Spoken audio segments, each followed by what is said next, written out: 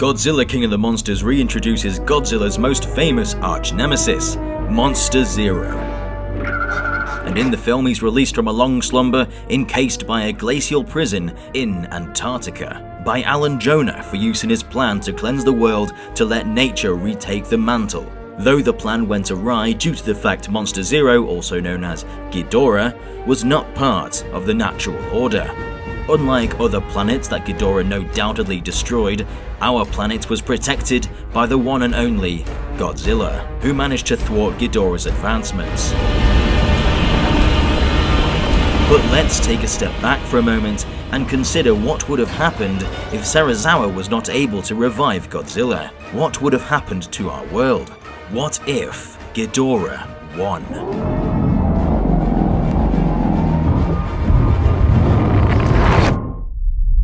Ghidorah personifies pure evil, destroying for no other reason than for sport, because it enjoys it. There are very few creatures in the world that desire such desolation of the planet's ecosystem. But Ghidorah is still an animal and lives based off instinct, which is not random or erratic, which means his actions can be predicted. This is how he was inevitably taken down, being lured to Boston by Madison because she knew he'd have to react to another alpha challenging him. But what happens when we take away these variables that inevitably led to Ghidorah's demise? Well, Ghidorah would still have control over the Titans, using his claws and overwhelming strength to force Behemoth, Scylla, Methuselah, Rodan, and the other Titans to bow to him, and to get a head start on the city destruction before he arrives there. Though to Ghidorah, his army is expendable and would likely be killed once their role was complete. As demonstrated in the film, each head has their own personality, with the middle head being the alpha. They've even been given names. The center head is Ichi, the right head is Ni, and the left head is San, also known as Kevin. Would this mean that the alpha could be challenged? And if another head was in charge, would they want something different? Perhaps one would actually want to conquer and control the world instead of destroy it. Kevin demonstrated curiosity towards the humans and their way of life, and was considered the runt out of the three because of it.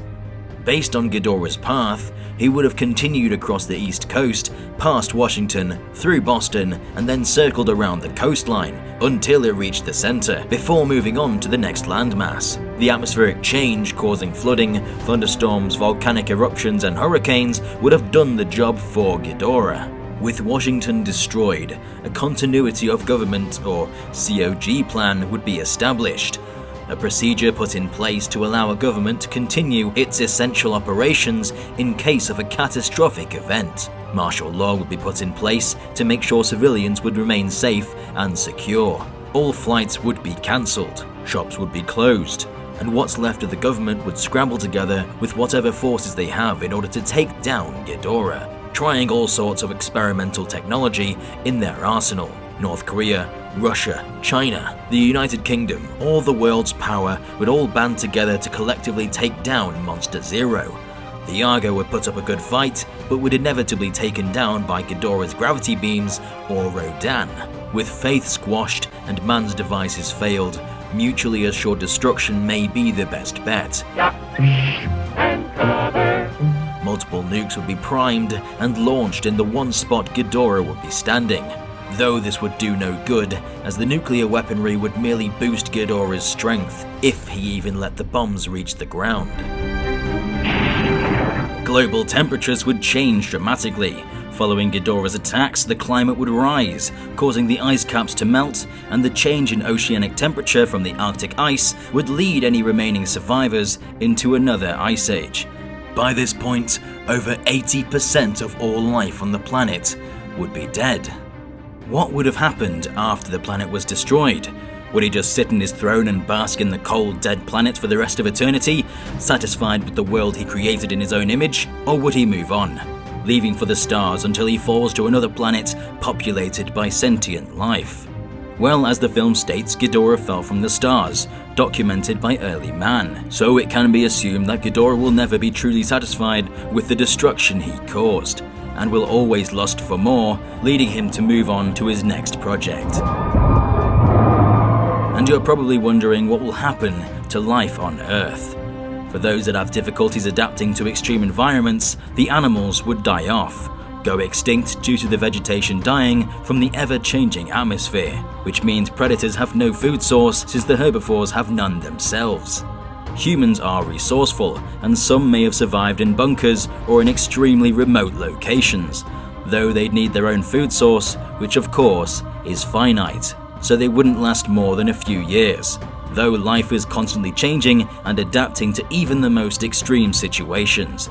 The asteroid that killed the non-avian dinosaurs and 75% of all life on Earth didn't lead to the end of the world, but instead, it created a new one. Life will always survive, even if humanity doesn't. And even with Godzilla, Madison, G-Team, and the others that aided in taking down Ghidorah gone, there is still one who stands, ready to take the mantle of king in order to protect the planet.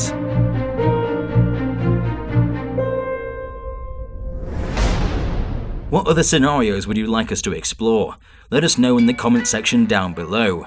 If you like this video, be sure to subscribe and become a resident of Dangerville today. I've been Alistair, and we'll see you in the next one.